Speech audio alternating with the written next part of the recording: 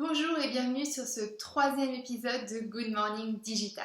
Aujourd'hui, nous allons voir deux mots très importants, cible et persona.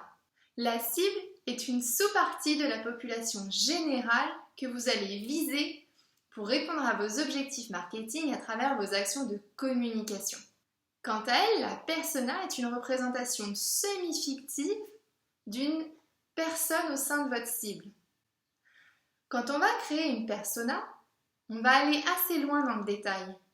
On va définir une photo, un prénom, un âge, sa situation familiale, son emploi, ses revenus, mais surtout on va aller chercher dans le côté psychologique. En effet, la persona est vraiment là pour comprendre comment nous allons pouvoir aider notre cible ou bien répondre à un besoin ou une envie.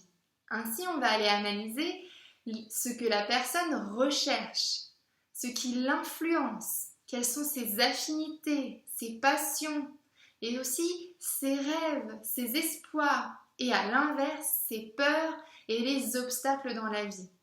Prenons l'exemple de Squeeze. Squeeze est une entreprise qui vend des gourdes réutilisables pour la compote.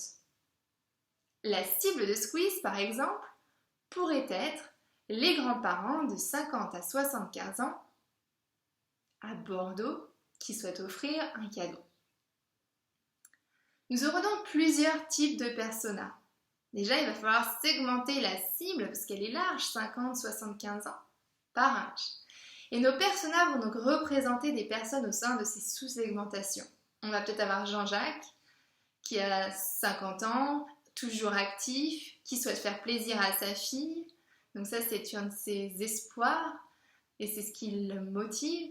Il est plutôt influencé par l'écologie, il a peur de ne pas voir souvent ses petits-enfants et ce qui ferait qu'on lui rendrait la vie plus facile, c'est une livraison rapide.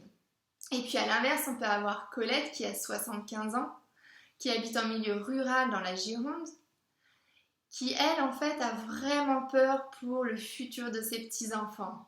La peur, c'est ce qui va motiver son achat ici, à l'inverse de notre première persona où c'était l'envie de faire plaisir.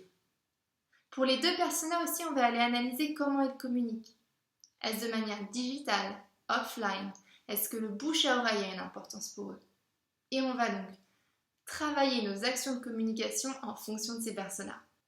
Si vous souhaitez télécharger l'exemple de persona, n'hésitez pas à vous abonner à ma newsletter sur mon site. Et voilà pour aujourd'hui, je vous donne rendez-vous la semaine prochaine pour un nouvel épisode.